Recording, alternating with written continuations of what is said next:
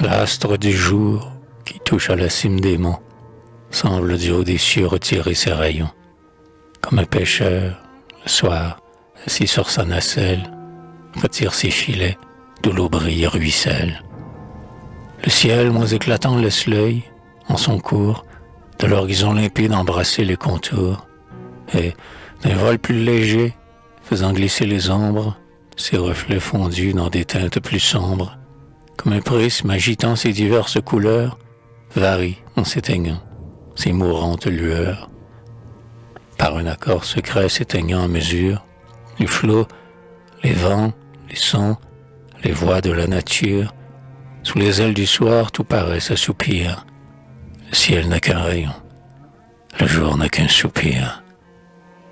Harold, assis au pied de l'arbre, au noir feuillage, contemple tour à tour les flots, les cieux, la plage, et, recueillant le bruit des bois et de la mer, semble s'entretenir avec l'esprit de l'air. Tandis qu'à ses côtés, folâtrant sur la rive, Ada, tournant vers lui sa paupière attentive, brise les fleurs des champs écloses sous sa main, ensème ses cheveux, en parfume son sein, et, noie en bouquet leurs tiges qu'elle cueille, sur les genoux d'Harold, en jouant les effeuilles.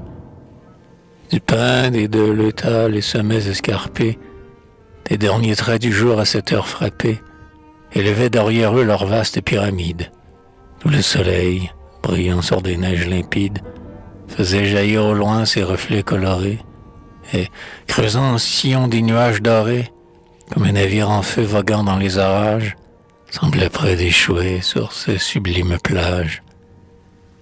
S'abaissant par degrés de coteau en coteau, les racines des monts se perdaient sous les eaux.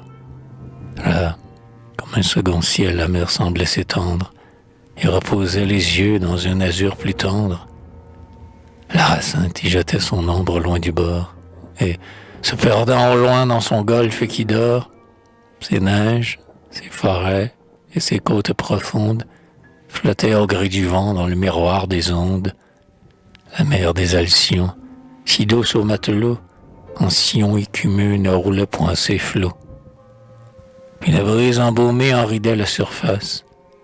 La vague, sous la vague expirant avec grâce, n'élevait sur ses bords ni murmure, ni voix. Seulement, sur son sein bondissant quelquefois, un flot, qui retombait en brillante poussière, semait sur l'océan un flocon de lumière. Fuyant avec le jour sur les déserts de l'eau, le vent arrondissait le dôme d'un vaisseau, où faisait frissonner, sous le mât qui l'incline, le triangle flottant d'une voile latine, que le soleil dorait de son dernier rayon, comme un léger nuage au bord de l'horizon. Aucun bruit sous le ciel, que la flûte des pâtres, ou le vol cadencé de colombes bleuâtres, dont les essaims, rasant le flot sans le toucher, revenaient tapisser les mousses du rocher, et mêler aux accords des vagues sur les rives le doux gémissement de leur couple plaintive. Enfin, dans les aspects, les bruits, les éléments, tout était harmonie, accord, enchantement. Et l'âme et le regard, errant à l'aventure, s'élevaient par degrés au ton de la nature, comme, au ton successif d'un concert enchanteur, une musique élève et fait vibrer le cœur.